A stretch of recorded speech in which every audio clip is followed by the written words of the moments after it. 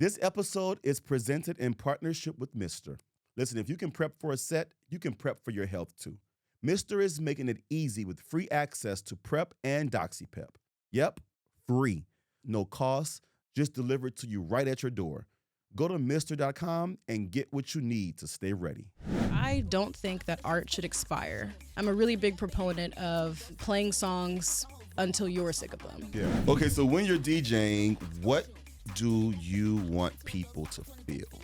I want them to move. Like when I'm going through my tracks, I'm listening to the songs in my library, I try to feel movement in the song before I decide I'm gonna play it. Like even if I'm sitting still on my couch, if I still feel some sort of movement, that's how I know it's a good track. It'll be club ready. Right. That's what I want them to feel. I want them to feel a sense of community, camaraderie, nostalgia, and excitement. But I feel like this one song has just never steered me wrong as a closing track. It has always lifted my spirits.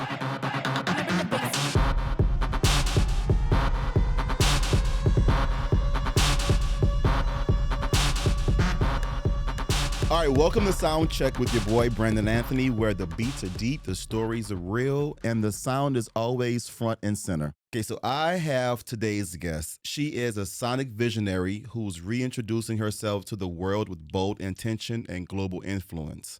Formerly known as DJ Suga Shay, she's now stepping fully into her power as Shay Elys, a name that carries 16 years of nightlife wisdom, rave energy, and a deep appreciation for the remix as both form and function. Her sound blends electronic forward open format with early 2000 R&B nostalgia, global rhythms, and timeless flips, crafting sets that reflect the depth of her musical ear and her love for honoring and reimagining what moves a crowd.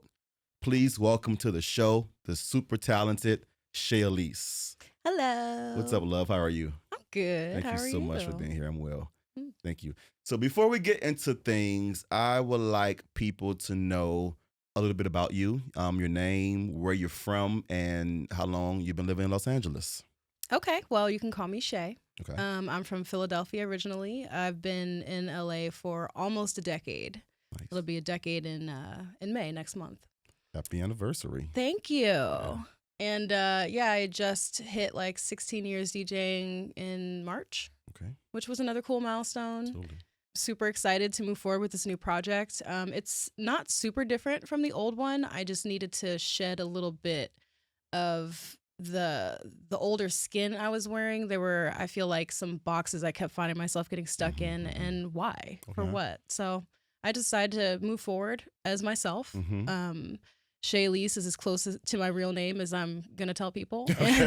Okay. So, okay. yeah, I'm just me now with, no expectation, just whatever I'm feeling at the moment. Yeah, we're definitely going to dive into that, too, because Shay Elys is your new image, but, of course, there would be something that Suga Shay, if I'm allowed to address her, that really set a tone for who you are as an individual, right? So, yeah. But we'll dive into that for sure. But before we get into the journey, what is bringing you joy right now? Is it something musically or something otherwise? Well, unfortunately, there's not a lot of joy to go around lately, which is a bit of a bummer. I hate to say it, but I love TikTok. Okay. No, I for feel real. like TikTok keeps me on my toes. I kind of feel like I'm getting the pulse of like what's happening in the world by watching TikToks. Yes. In a positive way, too. In a positive way. I mean, I probably should watch less of them if I'm being real, but. So how are you going to feel when TikTok, if it like disappears and no longer is like there? There is such thing as too much of a good thing. Okay. Yeah. Okay. And I feel like me personally, I've had a little too much. Okay. So I wouldn't mind a break. Okay. So you prefer TikTok over Instagram? Oh, yes. Okay. I think TikTok is the only social media network with like a soul. I agree. All the rest of it is just soulless and awful. Yeah. I don't like engaging. Yeah. Like my Instagram brings me nothing but pain. Yeah. I understand that. I hate it. Which sucks, right? Because as artists, we still have to get our content out there, right? I don't care. Okay. To be honest, I am not a content forward creator or artist. I actually changed my setup. I took everything off my Instagram when I rebranded. I'm only interested in doing like seasonal looks, like seasonal content. I'm not putting out nonsense every other day. You said you won't be in my business no I want to more. be intentional about it. Yeah. I also don't want to have to need the validation or the reassurance of the likes and the comments. Like I never needed it before. I don't want to turn into somebody who needs it. Yeah. So I'm just decentering that in my journey. And that's the one thing I've noticed about you just in the years of me working with you, that you have always been intentional with your work, with how you show up. So, I mean, that makes sense as to why you don't want to move that way with social media, especially Instagram. Well, it's a trap. Yeah. You know, once you start at a certain level, you have to maintain that level or exceed it. And it's the algorithm is built to reward certain content and to not reward other content. Right. It's literally a trap. Like you're feeding a beast that doesn't feed you back. It doesn't love you back, you know? And I'm just not. I want off that ride. Okay. So you can catch her on TikTok, guys. TikTok is where I don't even post there. No? No, I'll watch your stuff. You get your scoop on TikTok. Yes. Gotcha. Okay. Yeah. If you can remember, what was the first song that made you feel seen and made you feel like yourself? Okay. I definitely know the answer to this one. Okay. It was Khalees, Caught Out There. Oh, man. Just the angst, the rage, the video where she had that colorful hair. That was I was era. like, Mom? Oh, I still call her mom to this day. Khalees is mom. And she's not aging a day, too. Oh, and I love it. Like Yes. she's so inspirational and aspirational. Like every moment, I'm just like, I've never at any point in my life thought I don't want to be her. Yeah. I've always wanted to be her at every phase that she stepped At foot every into. era. Yes. I understand that. Whew, I understand queen. that. So what are you hoping people feel when they press play on the name Shay Elys 2025? I'm hoping that people have an open mind first and foremost, because I do. And I'm hoping that people are able to connect the dots with me that I'm trying to connect. I'm not trying to surprise anyone. I'm not trying to shock anybody. I'm simply picking things from my past that I resonated with and honoring them, revering them, giving them the justice. Like, I don't think that art should expire. I'm a really big proponent of playing songs until you're sick of them. Yeah. So I hope that people have an open mind in that regard, that they're, open to hearing what they may consider older sounds or older vibes through a new light, and just being patient as we all kind of, navigate the world through music. Yeah. Just trust you on taking them on that journey. It's like, Exactly. I got you. Yeah. Yeah, I understand that. What made you fall in love with DJing in the first place? Honestly, I collected music since I was very young. Okay. Like, I was exposed to some really, I would say, like, left of center for the time kind of music when I was younger. Like, my aunt introduced me to like Bjork and Thomas Dolby, Jeff Buckley, Radiohead, Talking Heads. So I kind of had a really open mind and an open ear from a very young age. And I used to collect as much music as I possibly could. Whatever I thought was cool, from like hip hop to indie rock to like electro. I just had so much music, and I would share it with my friends and family. I would make mix CDs, data discs, and just How old were you? Oh, I mean, as soon as I could use the internet in that way. So I guess like 15, Yeah. maybe. Yeah. 15, I was doing this. I didn't know DJing was something that you could do as a woman. To be fair, I used to be a very like naive kind of, emotionally sheltered type person. Okay. So I listened to the radio, and all the radio jockeys were men. Right. And they sounded older to me. Right. So I thought this was something that just like older men It's a did. male-dominated Yeah, I mean, industry. it still is a Yeah, male-dominated no. industry. So I wasn't No, wrong about that. you definitely own your space in a male-dominated industry because it makes people really want to work with you because they feel comfortable with working with you in this unfortunate, male-dominated. But because some of the most female DJs, honestly, are better than the male DJs. Well, we kind of have to be. You know what I mean? We have to be. Yeah. Yeah. Just to get a leg up in the industry, you have to be exceptional. And you are. Thank you. No, for real. Is there a time that you can recall having your first packed house? I would say I was DJing packed houses really early on in my career. Okay. They weren't necessarily there to see me, Mhm. but I used But they to. stayed there. Well, of course. Yeah. Oh, but of course. But I was really lucky when I first started DJing. I fell in with a crew that was centered around the label Mad Decent. Okay. So I was DJing with Diplo from like, I don't know, the first year that I played, which is crazy. That's pretty Those crazy were for some your packed first, rooms. yeah. Oh man. I remember there was an after party for the Mad Decent block party in Philly, and I opened up and it was just wall to wall packed from the second that those doors opened. It was hectic. So your standards was high at the door. Oh yeah. There was no Yeah. room, Right. no room for me to fail. Yeah. Like, especially in Philly. I mean, if you're a bad DJ, you just don't work. Right. Nobody wants to hear a bad DJ. Right. There's so many good DJs in that city Yeah. that it's actually ridiculous. Yeah. Like, it's crazy. Okay. Yeah. What sounds shaped your ears early on? I'm gonna have to throw it back to Bjork, honestly. Like, all the electronic sounds that I was hearing from a really young age, just kind of expanded my brain. They made me realize what was possible in terms of just the world of sound and music, like the kind of stuff you could get away with. Yeah. Just the people's imagination just astounded me, honestly. But to be fair, the things that Bjork were doing weren't so different from the things that like Timbaland and Missy were doing. Right. Right. No. So yeah, I was connecting those dots Yeah. even from a young age too, where I was like, this is really cool. Yeah. But we're over here doing stuff Yeah. just as cool, Yeah. you know? Like, and the music videos were also like cool, Yeah. similar in a similar way, Similar you know? way, Like the boundaries are being pushed. artistically pleasing for the eye. Mm-hmm. I totally agree with you on that. Yeah.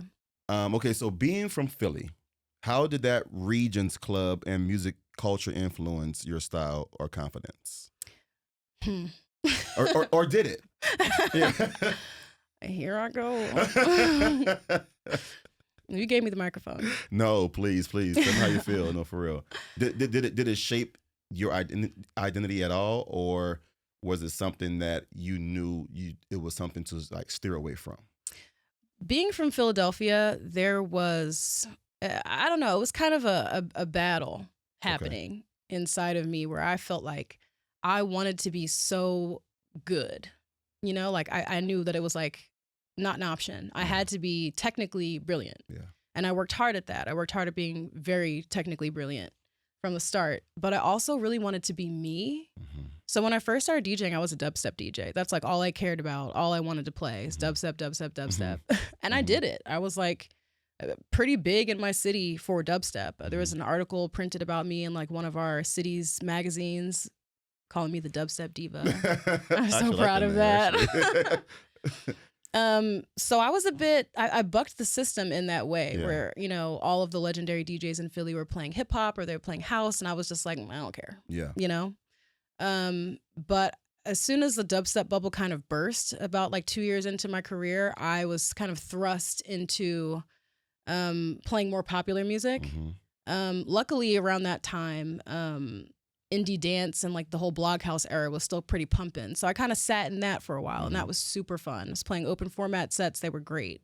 But the second that I really started to feel like kind of put in a hip hop box, that's when the insecurity started to set in, I would say, because you're never going to be better than the people who grew up with hip hop. You know, you're never going to be better than people who have, you know, wall to wall crates of records in their house, just like floor to ceiling records. Like I don't have the exclusives. You know what I mean? Right. And like my appreciation of hip hop is personal. I grew up listening to the radio.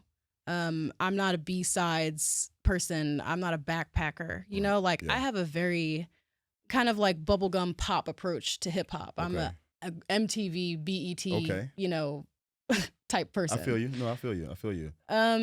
So I guess the pressure to sort of assert myself in those spaces took a toll. You know, I never considered myself to be a hip hop DJ or to be someone that like, you know, even champions that area of music. Love it because it, you know, it definitely resonates with me, but it's not who I am. I'm more electronic focused. Yeah.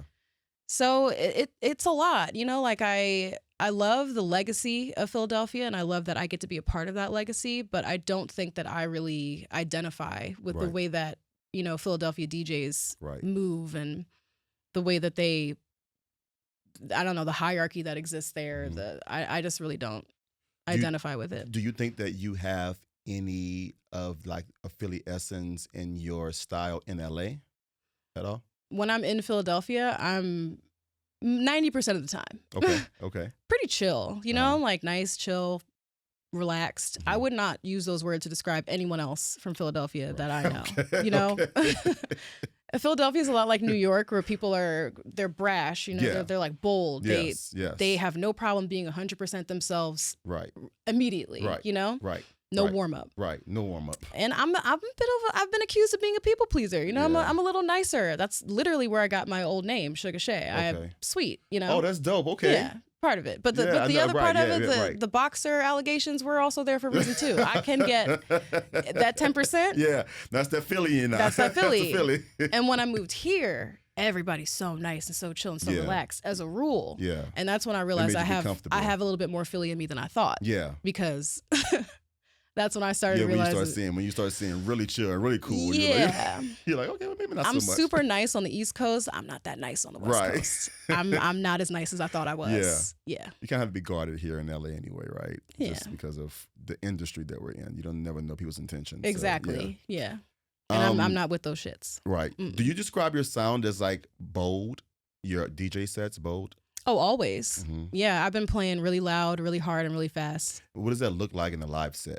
But really hard, really loud, pretty fast. If I have my way, it looks like really quick blends. Okay. I believe in peaks and valleys, you know, starting out slow, building up, kind of taking it back down. But those peaks they're hard. I like to play pretty hard. Yeah. You come on strong. Yeah. Yeah. That's when you know somebody got a lot of music in their archives and their repertoire, when they can start off strong and be like, no, don't you worry. I'm still taking you on a journey though. You know what I'm saying? But we're going to start off strong and we're going to end this thing off strong, whether you're opening or closing. Yeah. You know what I'm saying? Because I've noticed this about you, that even when you're kind enough to open, because you're not an opening DJ, but when you're kind enough to open, you still have a way of playing music that allows the closing DJ to close, but still create that energy early on to make people want to stay on the dance floor. And that's why I love you so much, and you're just so dope to me. So, well, it's kind of a dance floor rule. Yeah. It doesn't matter how early you play, you want to keep the dance floor moving. Right. People need to dance. That's why they're there. There's no point in the night where people are there to sit down or to lean against the wall. Right. So if they're at the club, they want to dance. So make them dance. Right. Do you believe that remixes still matter on the dance floor? I love a remix. Yeah. I think that remixes are powerful tools to connect different genres or to connect different stories that you're trying to tell. Yeah.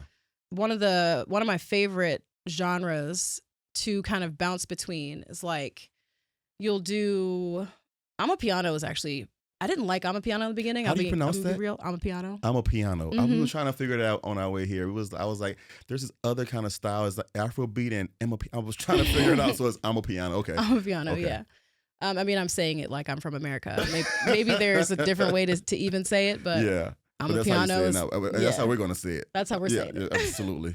But Amapiano is a great tool. There's like a chasm that exists from like 100 beats per minute to like 120. Okay. It's a terrible place to get stuck, like really awful. Amapiano is a really great tool to use to kind of keep the energy up when you're in that lull. Yeah. There's not a whole lot of good stuff around there. Yeah. It's a pity. People still have not figured out how to make music that's fun, except for Kaytranada. Yeah. He also really filled that chasm. And thank God for him. Yeah. But Amapiano is a really good tool to use because people make Amapiano remixes. They'll take like an R&B track or like a hip hop track, sometimes even like a pop track or a house track. And then they'll make an Amapiano remix, and it's a really cool way to transition from different genres, straight from Afrobeat. So, yeah. Do you think there's something at risk when a remix becomes a commodity? I think that's already happened. Okay. Yeah. I think the remix people are kind of turning their nose up at remixes. Yeah. I tried to start a party that was centered around remixes recently called Select All. I decided to stop it after a few of them because the place that I was at just didn't seem like the right spot. But also I realized that I might be a nerd. Okay. Like, I'm not expecting my audience to be as nerdy about music as I am. That's why I'm a DJ. But you're so good at finding the songs that make people feel like it might be something that they're not used to hearing, but it's the right song to make them be like, okay, I can see why she played this. Like, it's so smart. when I hear a good remix, like I get chills, shivers up my spine, the whole works. Do you produce your own remixes, any of them? Honestly, that's the plan. Okay. The plan is absolutely to do that. Dope. I have done a remix before. It was an official remix for Molly House Records. This was years ago. That was the first remix that I ever done. It was an interesting experience. Okay. You know, it was challenging but fun. Okay. I would say I didn't really feel much pressure back then to make any music, which probably made it more fun than it would be today. Right. No, for real. But I'm definitely headed there to making remixes for sure. But to speak a little bit more about the commodity, that aspect of it.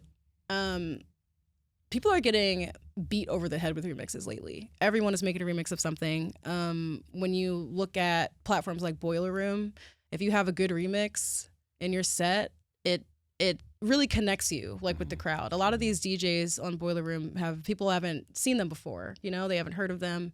You can really connect with a group of strangers by playing a song that they like in a new way. Absolutely. But it is getting overdone, not for me. Right. I love it. But I think the audiences are starting to get a bit fatigued if they hear a whole set full of remixes. Sometimes they just want to hear the real song. Yeah, people do say that sometimes. They're like, can we hear the real song? Yeah, they just want to hear the real version of the song. I never even thought about it. I guess because I'm at the club so much, sometimes listening to a remix all the time, I'm like, okay, this is kind of different because I'm there every week. But then when you think about it, it's like, oh yeah, I kind of do like the original Escape song. You know what I mean? So I get what you're saying. That makes sense. Do DJs play a role in preserving or evolving sound? Absolutely. I don't consider myself necessarily a historian in any way, but there are some. There are absolutely DJs out there who are historians. Maybe they would call themselves that, but they have deep crates. They've done the homework. They've done their research, and they are treasure troves of information about where we started and where we're going. Especially if you look at the DJs that have been a part of creating movements, like, Tech Life out of Chicago with Juke and, Footwork, like those, I want their crates so bad because they have stuff like, just the sampling alone, you know what I mean? Like it took me years and years and years of DJing until I cared about a sample. I'm gonna be real with you. I didn't care. The DJs that I was playing with, who I was coming up under, they were really, really big on a callback from a sample. They would play the original song and then they would play the song that was sampled from it. Or I guess the one that used the sample from the original. Right. And it didn't start hitting me how important that was until way later. Yeah.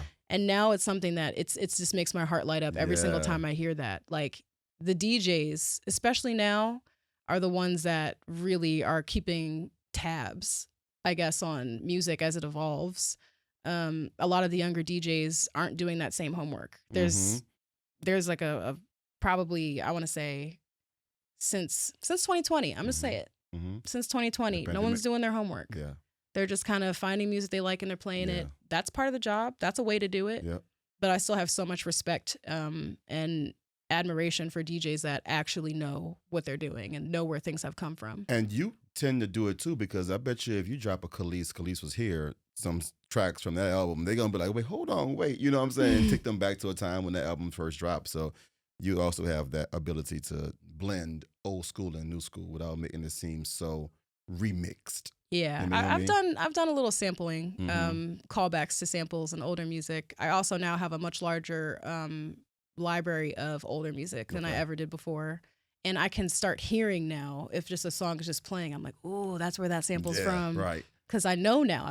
I've played enough music for enough time where now I'm like connecting the dots. And there's something so cool and like special about that. And I don't know. I fear that era is maybe over. In popular music, I'm hearing a lot less of older samples existing in newer beats, and it's kind of making me bummed. Oh, okay. Well, we're gonna switch things up a little bit. Then we want you to feel bummed. We're gonna have some fun. Okay, so we got a game that is called Drop It or Keep It. Okay, I'll say a phrase, and you say whether you drop it or keep it. Okay, let's see. Speaking of remixes, over remixing Beyonce tracks. Drop it or keep it? Keep it. Keep it. Okay. I want all the Beyonce You remixes. want all the Beyonce remixes. Yeah. Okay. I love a remix. I will download them all. Love that. I think I know the answer to this question. TikTok DJ remixes, drop it or keep it? They're actually so fun. Yeah, I know. They're keep so fun. Keep them. Yeah, keep them. So I really, really enjoy watching people's TikTok remixes. Like the energy is so great. Like some of these bedroom DJs are really good. They're really good. I guess I didn't realize that either and maybe it wasn't a thing until the pandemic when people realized that it absolutely. I don't think it was a thing. No. Yeah. Okay, well then what about the sync button? Drop it or keep it? I used to be really hardcore drop it. Okay. But now I'm kind of actually figuring out how it's used. I never used it before. I went, almost 16 years never having touched it. And then I realized that the sync button is a great tool for transitioning between two tempos that are like wildly far apart. And I've been using it that way. Okay. But I beat match with my ears. You don't use it as a cheat code. No. Yeah. So if you're using the sync button to beat match, no. Drop it. Yeah, but if you're using it to transition between tempos, absolutely, it's the greatest way to do it. Right. Okay, I think we talked about this, but I want to know, would you drop it or keep it? Sample heavy sets. So there's many different kinds of DJing, many different like ways to do it. The ones that are doing live sampling and kind of like creating remixes on the fly, chopping up samples and doing like routines, that's an art. You know what I mean? I'm never going to sit here and say that that's not an art. Keep it. Like these people work so hard. You know what I mean? It takes so much work, talent, effort, knowledge to be able to put those sorts of routines together. And a lot of my idols in DJing are some of the pioneers of that. So like I would be going against my whole history as a DJ if I said to drop that. Absolutely not. Okay. Yeah. I'm going to ask you a Philly question then. Water ice or frozen custards? Water ice. Water ice? Actually, both. Both? Okay. So there's a thing in Philly called a gelato. It's at Rita's Water Ice. I think I've seen that here before. So you get water ice and then there's like frozen custard in the middle of it. I think I did see that before. I never tried it though. So good. They're good? Yes. I'm going to have to try that because I did see it somewhere here. Mm-hmm. Philly rooftop bars or Philly dive bars? Dive bars all day. Why Nobody needs to see that skyline. Okay. Who cares? Who cares about Philly skyline? The Comcast building? Like, I'm good. The dive bars are great, though. That's where it's at. That's hilarious. Okay. I guarantee you, like, you'll be disappointed 9 times out of 10 with the rooftops. The dive bars are just different. They're not facing the right part of the great. We said dive bars are great. They're awesome. Okay. Yeah. I haven't been to a dive bar, but I've been to a rooftop party, and I don't think it wasn't like a skyline where I was like, oh, look, a skyline. It was just like, oh, we're on a rooftop. Exactly. Okay, so when you're DJing, what do you want people to feel? First of all, like I said, to be open-minded, because I am not a person that follows a formula. So if they're a little bit confused and that's how they feel, that's okay. I'm perfectly fine with that. But I want them to move. Like when I'm going through my tracks and I'm listening to the songs in my library, I try to feel movement in the song before I decide I'm going to play it. Like even if I'm sitting still on my couch, if I still feel some sort of movement, that's how I know it's a good track. It'll be club ready. Right. So I want them to want to move. I want them to feel maybe a little bit nostalgic, but also like they're heading into the future. I definitely want to connect past and present and future all the time in all of my sets.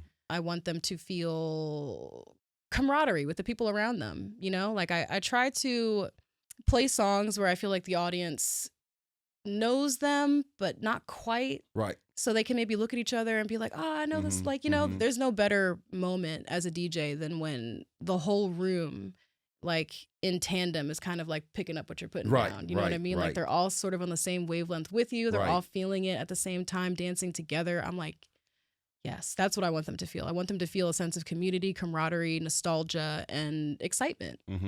And how do you know when the crowd like enjoy themselves with your set? Well, unfortunately, there's this thing happening now where everyone just stares at you. While you playing this set? Yeah. Like they're just like mesmerized with it, It's right? like, it's so weird. Yeah. We used to go to Does it make you concerts. It makes me super uncomfortable, to be honest. Like, I didn't sign up for this. Okay, so that means that when you play your set today, I'm gonna make sure I'm not gonna stare at you, so you can be in your bag. It's really insane. Like when you go see a live show, live music, people file in and they, stand facing the stage and they wait patiently for the show to start. Everyone's facing the stage. That makes sense. Yeah. Like they're up there doing something. They've got Right. visuals for you to look at. Right. Me behind the booth DJing. Yeah. What are you looking at me you for? on the dance floor, dance. Go dance. Yeah. Right. And this just never used to happen. I Right. swear to you, like it never happened before. People used to hang out at the bar and talk amongst themselves when the party started, or they would have dance circles and Right. like no one was looking at Right. me. No. Right. Exactly. And that's another reason why I wanted to kind of create this podcast too, is because you are the ones that have the people on the dance floor, and sometimes they're not even paying attention to who is keeping them on the dance floor and who's actually taking them on this journey. So that's why we created this, so that they don't have to stare at you while you're in your DJ set. They can be on the dance floor just enjoying your Please journey. stop staring. I'm not doing backflips. Unless you got a tip you want to give me, please turn around. Yes, I will accept the cash. Okay, so one last question. What do you want someone to remember about you after they've danced to your sets? I think you kind of already answered that, though, right? Just that it was fun. Yeah, it was fun. Yeah. Okay. I'm not here to put on a live dissertation of my opinions and thoughts.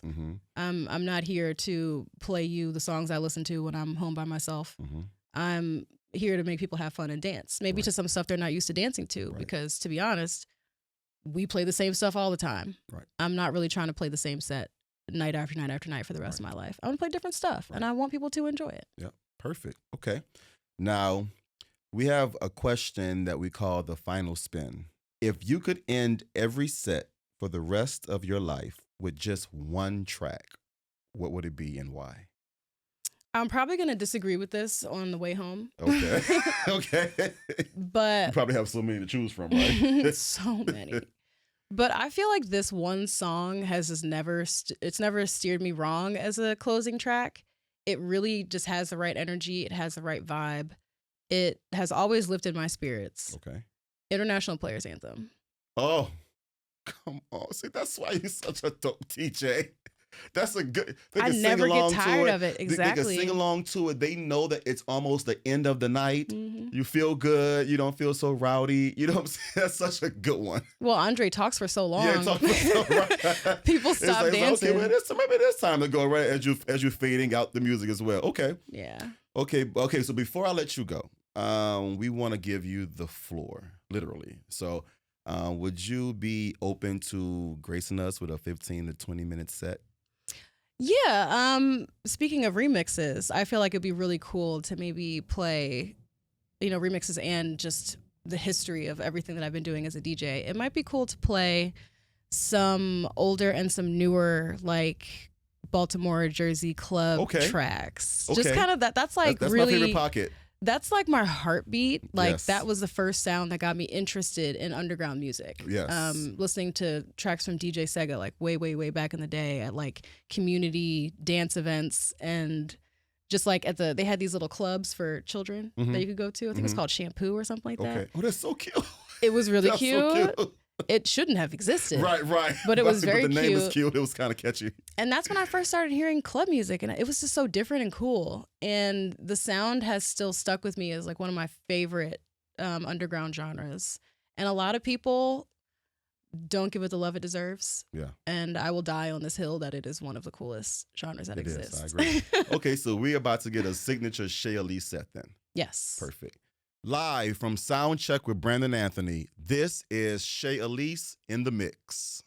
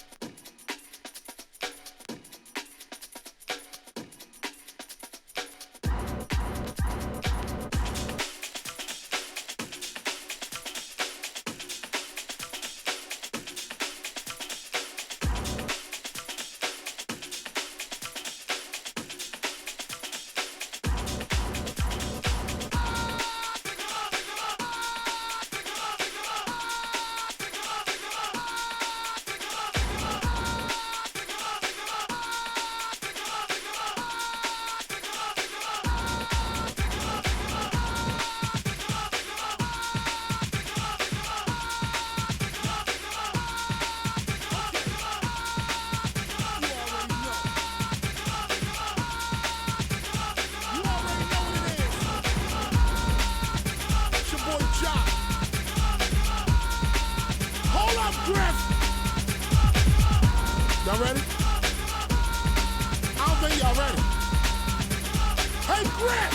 Bring in the cats! Yes! Oh! Yes! Oh! Oh! Oh! Yes! Oh! Yes! Yes! Oh! Yes! Oh! Yes! Oh! Hold up. That's too much for me. Yeah. Y'all feel that? Okay. Hey, Griff! Bring in the cats! Oh! Oh! Oh! Yes! Oh! Oh! Oh! Oh! Yes! Yes! Yes! Yes! Yes! Oh! Yes! Oh! I don't think y'all ready. You already know what it is. You gotta vision it. You gotta see it. Hey, Griff! Bring in the cats! Hold up. Don't do it yet. Uh-oh. Watch out for the big girl. Watch out for the big girl. We do it like this, y'all. Watch out for the big girl. Watch out for the big girl. Watch out for the big girl. Watch out for the big girl. Watch out for the big girl. Watch out for the big girl. Watch out for the big girl. Watch out for the big girl. Watch out for the big girl. Watch out for the big girl. Watch out for the big girl. Big girl. Big girl. Big girl. Big girl. Big girl. Big girl. Big girl. Big girl. Big girl. Big girl. Big girl. Big girl. Big girl. Big girl. Big girl. Watch out for the big girl. Watch out for the big girl. Watch out for the big girl. Watch out for the big girl. Watch out for the big girl. Watch out for the big girl. Watch out for the big girl. Watch out for the big girl. Watch out for the big girl. Watch out for the big girl. Watch out for the big girl. Watch out for the big girl. Watch out for the big girl. Watch out for the big girl. Watch out for the big girl. Watch out for the big girl. Watch out for the big girl.